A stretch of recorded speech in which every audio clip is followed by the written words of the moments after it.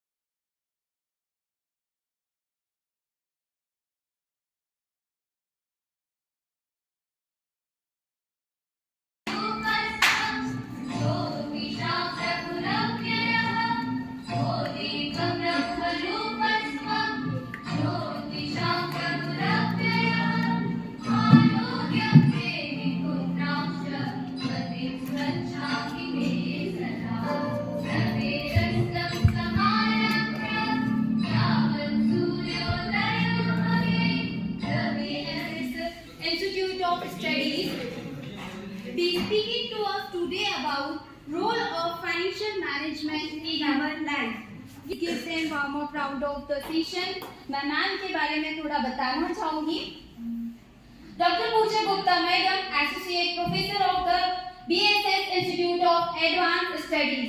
Ma'am का education qualification है PhD from Commerce, MCom and MBA. License is from Tripura, an academic experience of 14 years and subject expertise in financial management.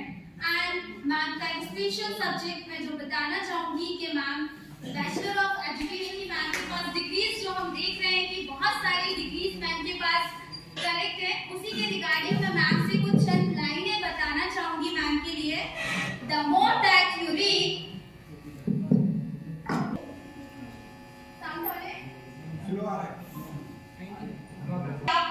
जानेंगे, जितना अधिक आप सीखेंगे उतनी ही अधिक जगहों पर आप जाएंगे। ये मैम के लिए role of financial knowing how to manage it. बहुत सारा पैसा होने के बारे में नहीं है, ये जानना है कि हमें कैसे प्रबंधन करना है, क्योंकि हमारे पास बहुत सारा पैसा होता है, लॉट्स ऑफ मनी होती है, बट हमें उसे मैनेज नहीं करना आता है। और यही हमारा आज का मोटिव है कि हमें कैसे अपने फाइनेंस को मैनेज करना है। कल्चर में जो परंपरा है कि अगर हमारे यहाँ अगर कोई गेस्ट आता है तो उसका बहुत ही अच्छे से स्वागत किया जाता है। तो I request to Dr. Meena Tiwari ma'am, Sam Global University, Sam College of Management, please ma'am का स्वागत करें। Sam Management and Technology, Director of Dr. Meena Tiwari madam का वेलकम करें।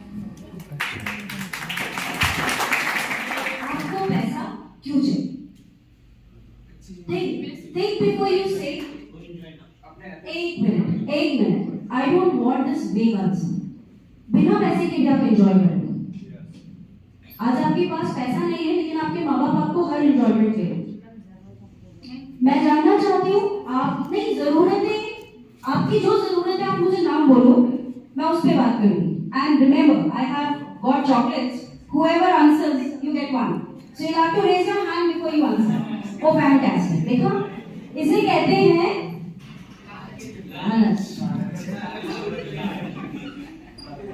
जैसे मैम अभी हम लोग नहीं कमा रहे हैं, हमारे पापा मम्मी कमा रहे हैं, तो वो हमारे लिए कमा रहे हैं। वैसे ही हमारे जो आगे हमारी जनरेशन है, हम उनके लिए कमाकर सेव करेंगे ना, इसीलिए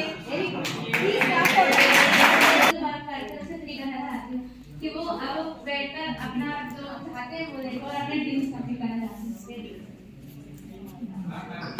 Okay, I want more specific answers. More specific. मैं घूमना चाहता हूँ, मैं पेरेंट्स को हेल्प करना चाहता हूँ, ये नहीं, मुझे बहुत स्पेसिफिक चाहिए कि आपको पैसा क्यों कमाना है।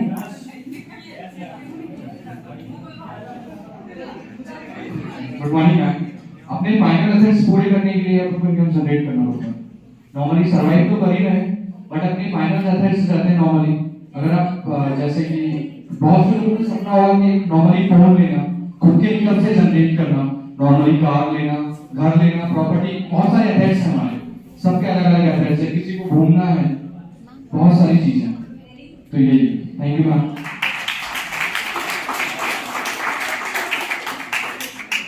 Yes, I have one more hand coming up. जैसे हम लोग middle class family Yes, please. जैसे हम लोग मिडिल क्लास फैमिली से बिलोंग करते हैं, हमारी फैमिली हम पे भी डिपेंड हो सकती है, अभी उस वजह से भी हमें अर्न करनी पड़ेगी। मैं ये जानना चाहती हूँ कि आपकी फैमिली आप पर किस चीज से डिपेंड है? क्या देना चाहते हैं?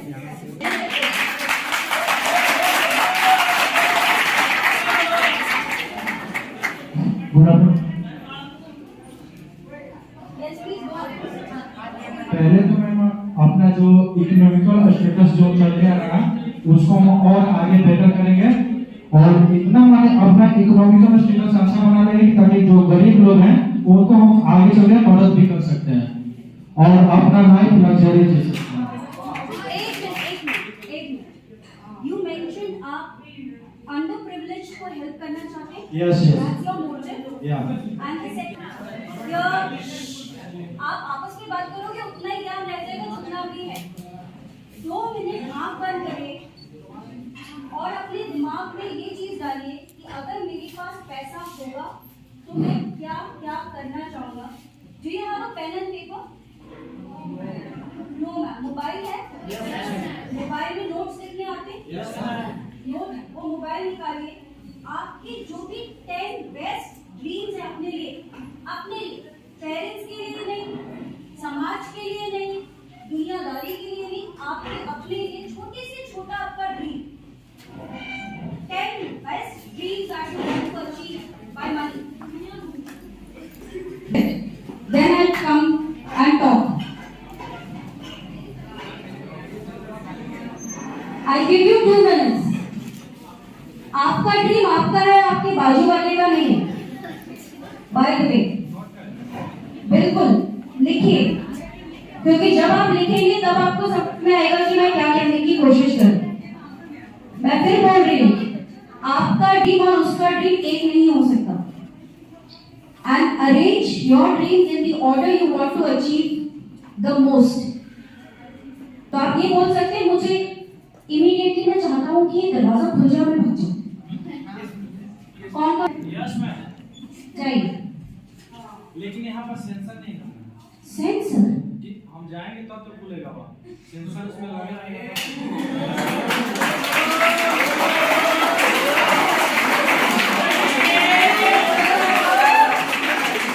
महाराज, मैंने आपसे पूछा आपका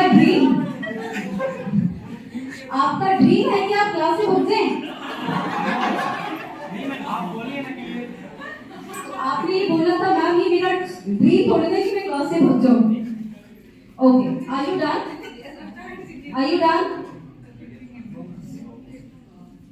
आप में से कितने लोग एंटरप्रेन्योर बनना चाहते हैं?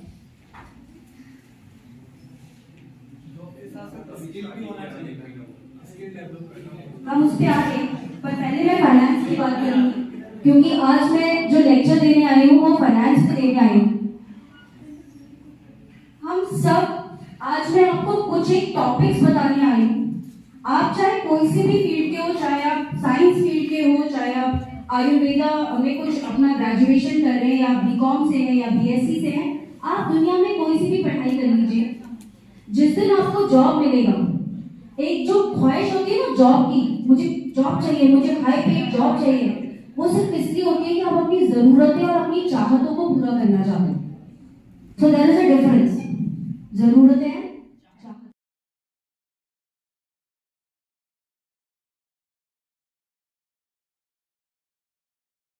it is not going to end. Your life is not going to end tomorrow. You have to live long. And when I say long, a long means a period of more than 1 year, 3 years, 5 years, 10 years, 20 years, maybe very long, 80, 90, 100 years.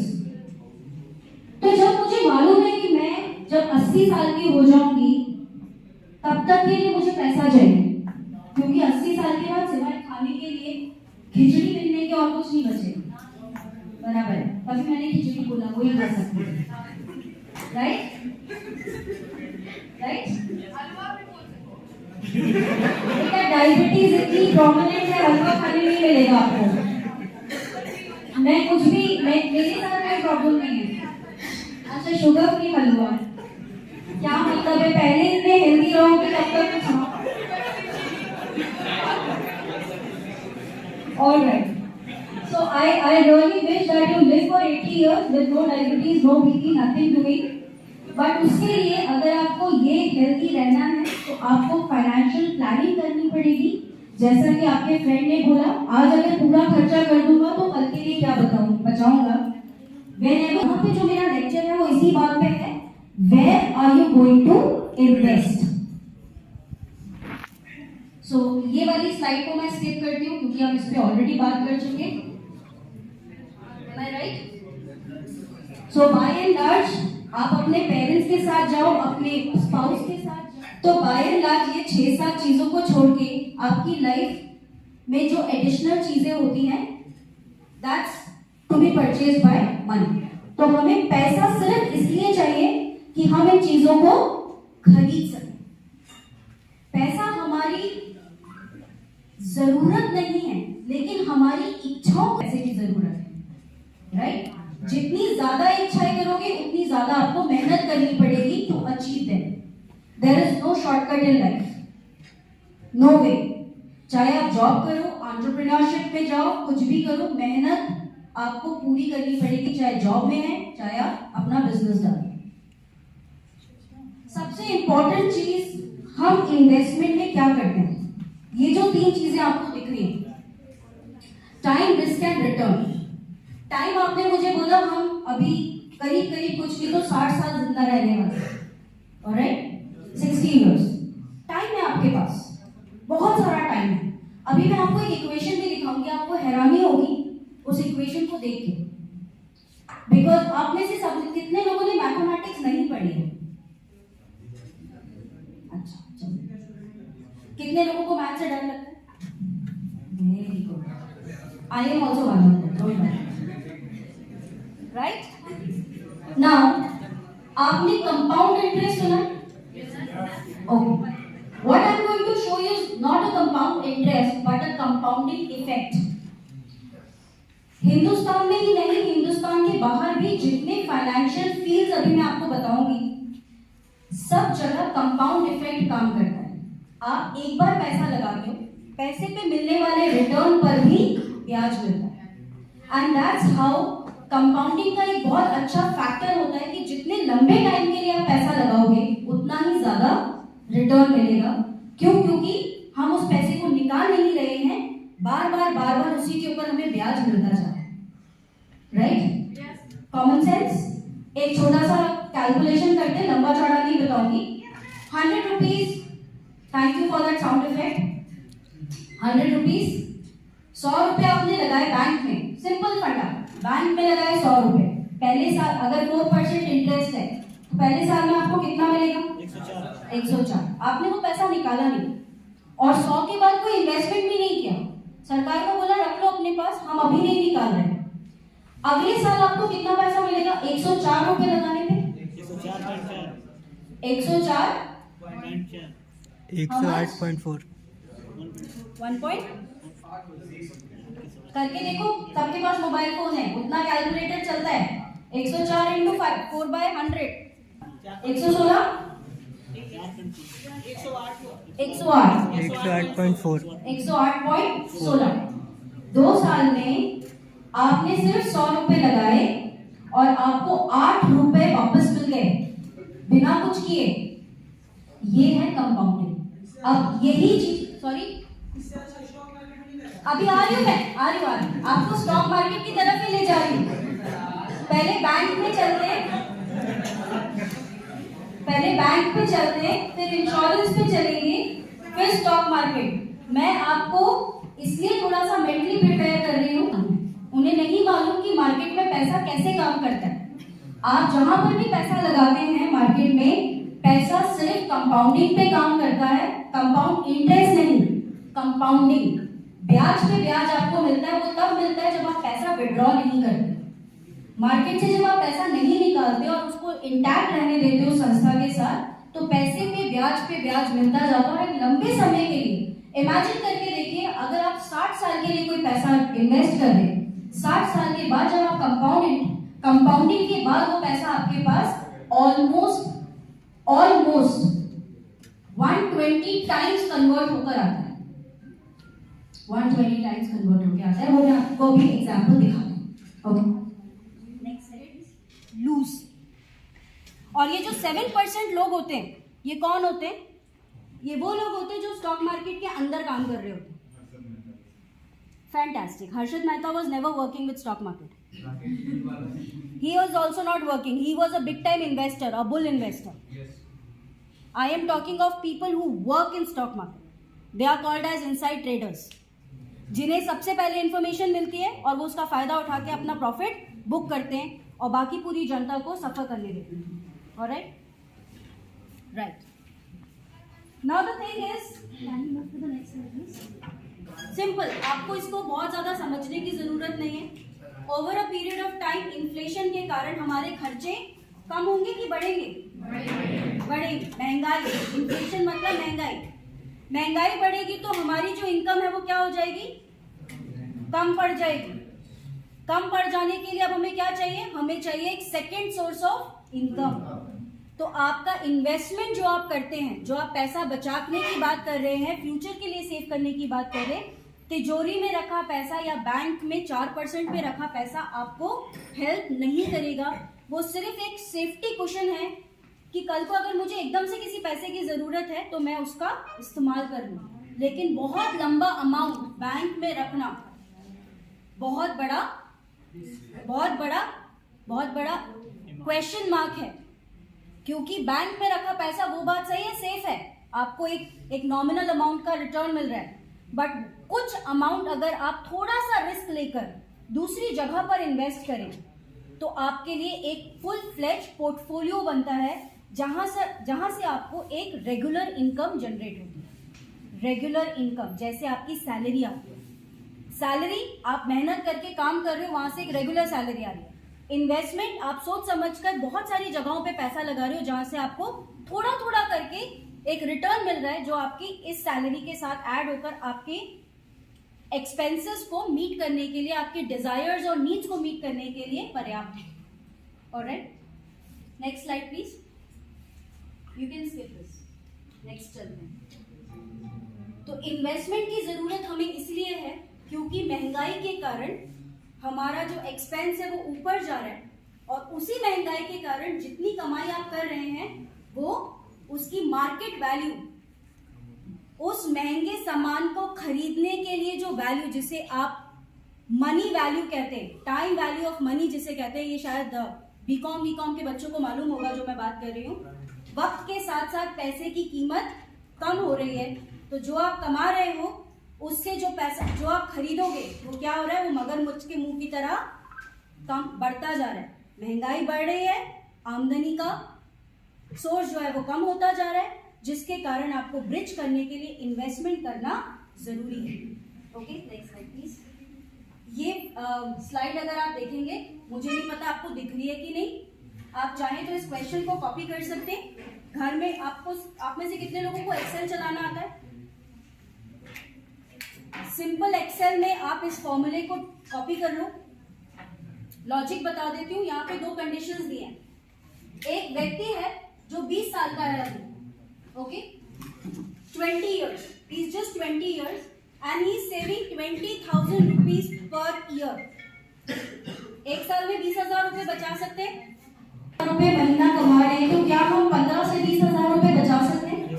Okay, 20,000 रुपए वो बच्चा सिर्फ 10 साल invest कर रहा है. Okay, so from the age of 20 till 29 he is investing only 20,000 rupees at 8% interest. Okay, अब ये जरूरी नहीं चक्रवर्ती ब्याज या कंपाउंडिंग इफेक्ट के कारण, नॉट ब्याज, इफेक्ट के कारण एट द एज ऑफ 60, 10 साल के बाद he is not even looking at where I have invested.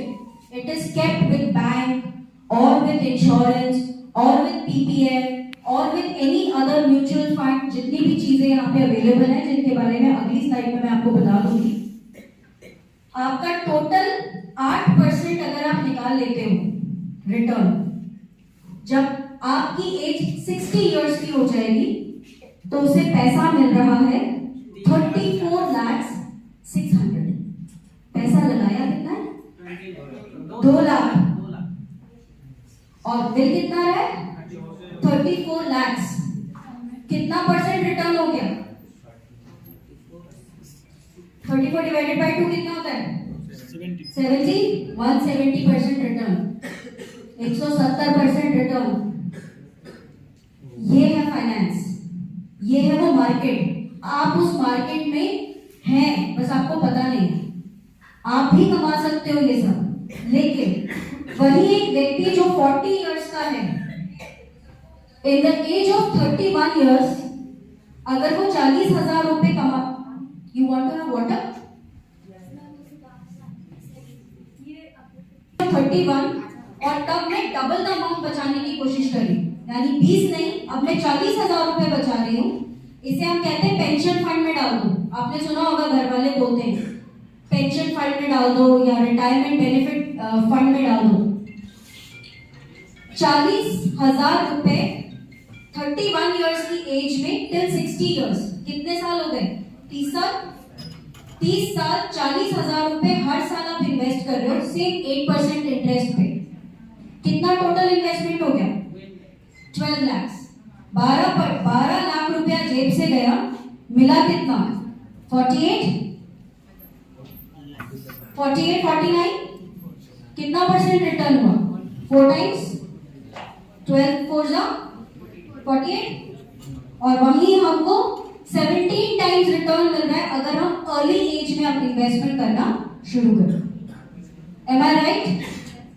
ये मैंने नहीं किया, ये कैलकुलेशंस आप कर सकते हैं, करके देखिएगा। एक्सेल शीट में सिर्फ फॉर्मूला डालना है। Next slide please. और मैं यहाँ पे खत्म कर रही हूँ, आप स्किप कर सकते हो ये स्लाइड। एक just go back, just back one from this back.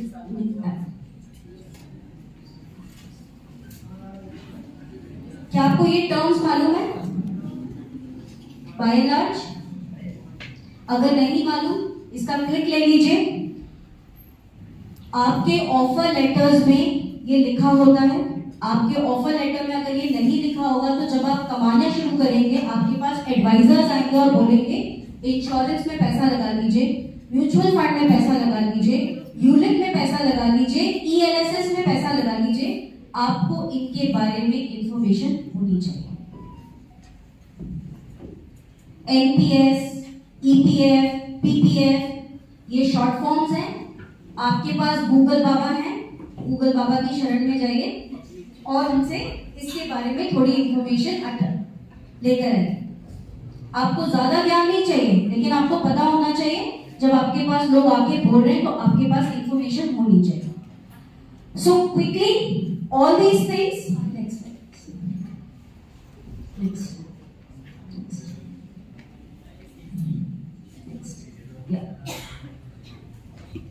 आपका पैसा आप इन्वेस्ट करोगे कहां? तो ये है what to invest in. Next, I quickly complete.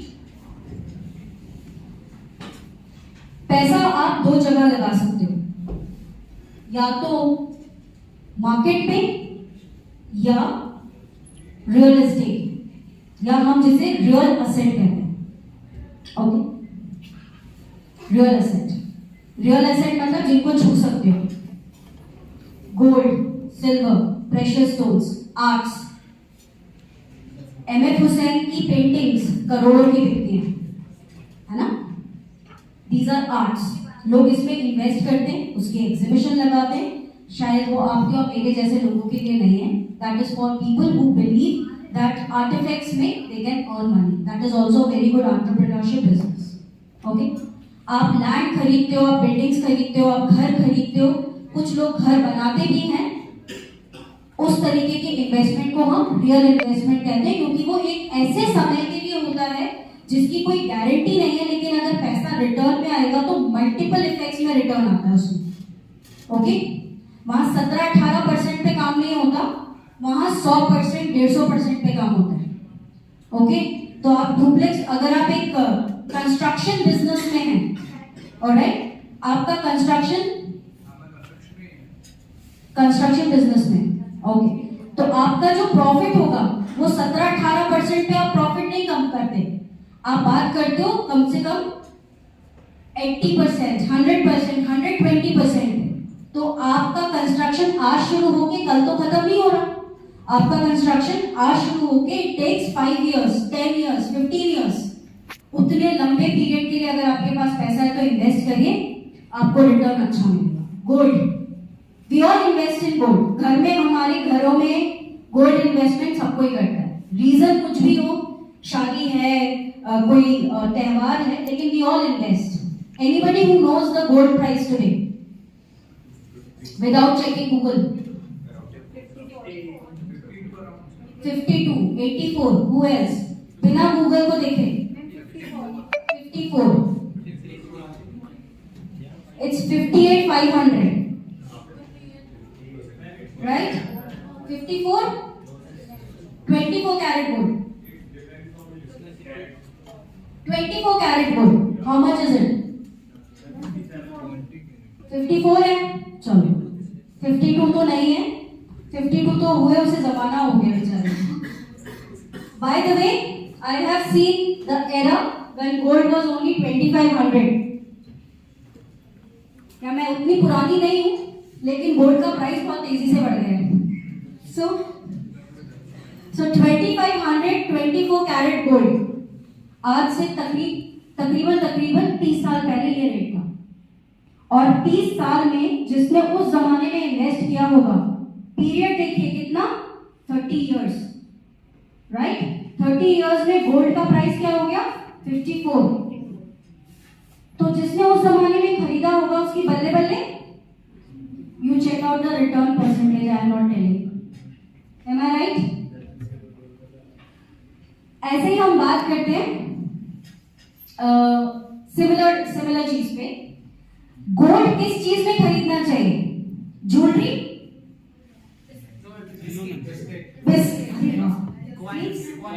coins, biscuits, ingots, alright, bullions. If you're investing, invest in pure gold, not jewelry, because jewelry is a mixture of gold and other metals. At the time of resale, आपको कम पैसा मिलता है, alright? The second market that you have, जिसमें आप पैसा invest कर सकते हो, जो पीछे बैठे किसी ने बोला, स्टॉक मार्केट। कोई बात नहीं, वो आपको ज्ञान देके गए हैं, उनके ज्ञान को थोड़ा सा मैं बढ़ा देती हूँ। Stock market, believe me, it's just a fancy market. Okay, stock market में 2 तरह के मार्केट्स होते हैं। जैसे कि मैं बात करती हूँ मिठाई की दुकान की। मिठाई की दुकान में 2 तरह की वैरायटी है, एक दूध की बर्फी मिलती है, एक मावे की बर्फी मिलती है, राइट? आप जाके मिठाई वालों को एक बार टेस्ट करके आइएगा, एक जगह आपको दूध की मिठाई देंगे और बाकी सारी मावे और मैदे की मिठाई होती है उनके पास, और कोई वैरायटी नहीं होता। उसमें कलर डाल के, डिजाइन चेंज करके, बर्फ लगा के दुनिया भर की सारी मिठाइयां बेच देंगे आपको हाई प्राइस में। ऐसे ही स्टॉक मार्केट में 2 ही मार्केट होते हैं, इक्विटी यानी शेयर मार्केट, दूसरा होता है डेट मार्केट। अब ये क्या होता है आपको कुछ समझने की जरूरत नहीं है, आप तो सिर्फ ये समझ लीजिए मार्केट है, मार्केट में बायर्स हैं, मार्केट में सेलर्स हैं, खरीदार है और बेचने वाले हैं। अब ये जितने भी बेचने वाले हैं ये कंपनीज हैं। कैसी कंपनीज हैं? जो देश चला रही है, जो देश चला रही है। आपको ऐसी कंपनीज आइडेंटिफाई करनी है जो देश में कम से कम 20 से 25 साल पुरानी है। Fantastic, very good. बताओ मुझे, आपको फाइनेंस पढ़ाने की जरूरत है? आपको सब कुछ मालूम। मैंने आपको पहले कहा था आप इस मार्केट में हो सिर्फ अनअवेयर, राइट?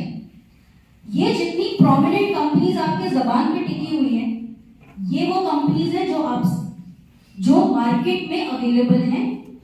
इनके शेयर्स मेरे पास हैं, ठीक है। शेयर्स मतलब होता है हिस्सेदारी।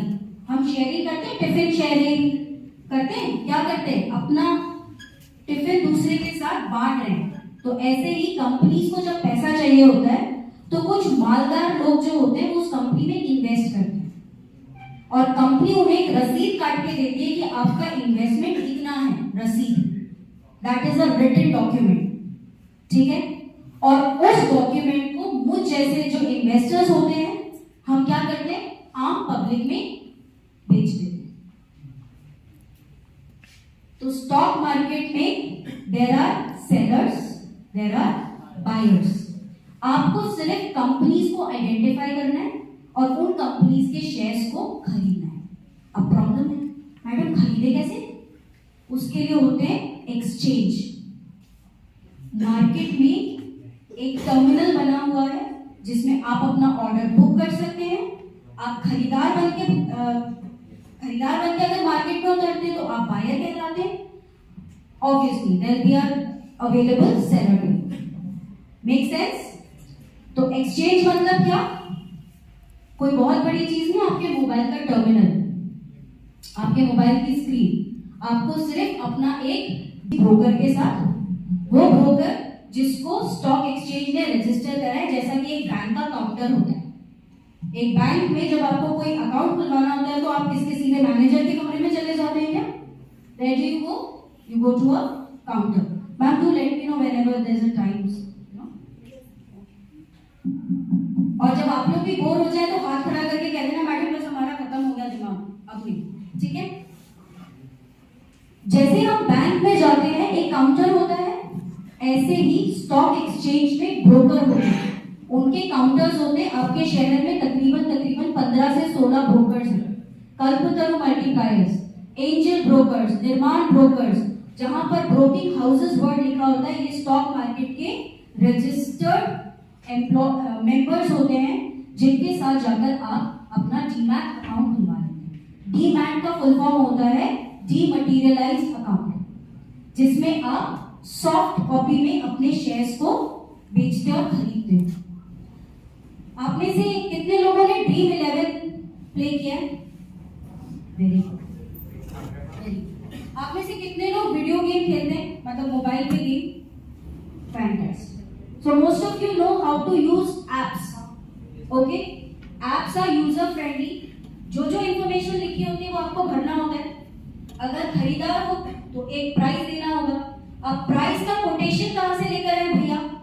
हमको 1 रुपए में खरीदना है शेयर तो क्या मिल जाएगा? नहीं।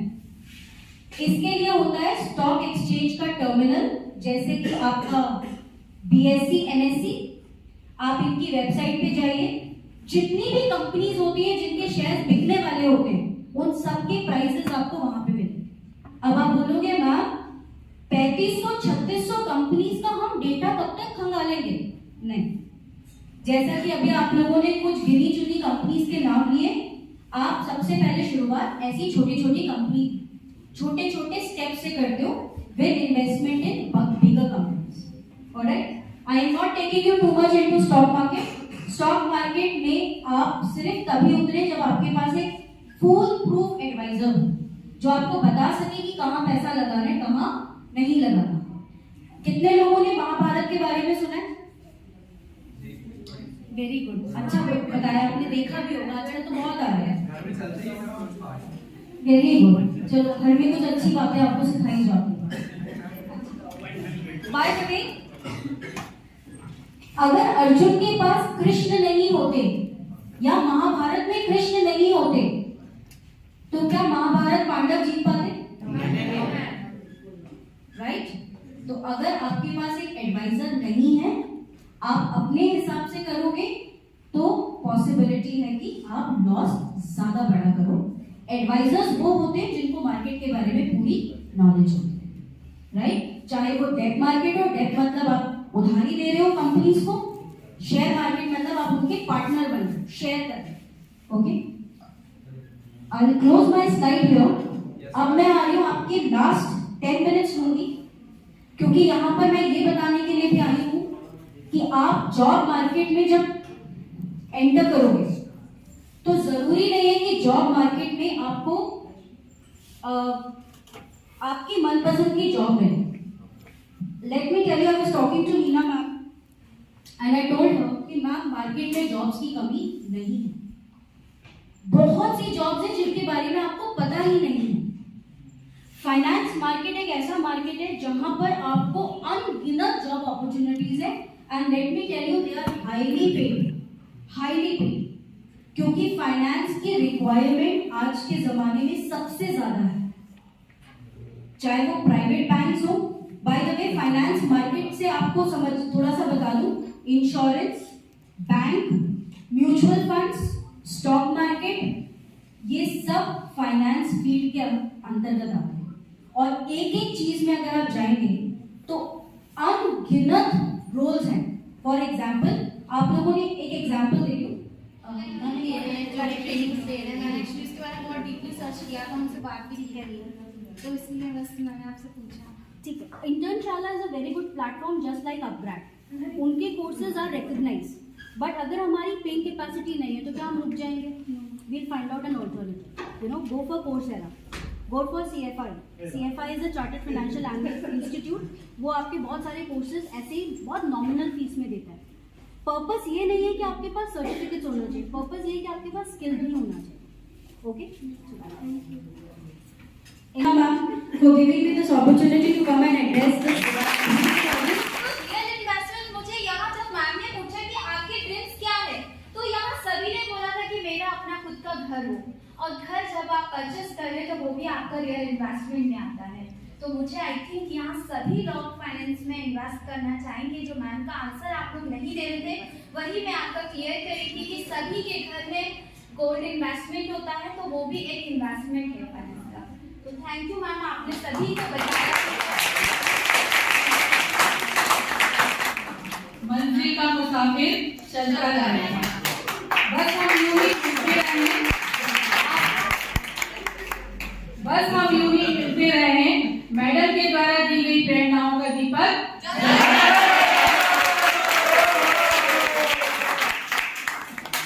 Good afternoon everyone. I Dr. Neena Tiwari stand before you with the blessing of Sai Baba.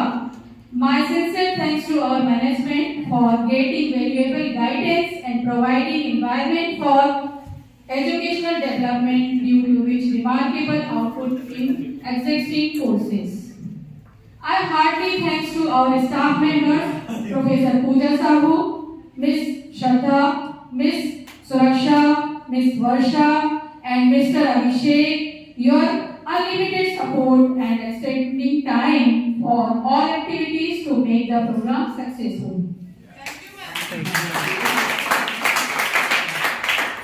My special thanks to digital team, Pratha Madam and her team for technical support. I'm very thankful to our special guest, Dr. Pooja Gupta Madam, for coming here and giving us your precious time and aware to students about financial management. Before concluding, I will very pleased to express my vote of thanks to all teams, teaching and non-teaching staff members who have directly or indirectly helped us. Once again, last but not least, I must say we thank each and everyone present here. Thank you very much.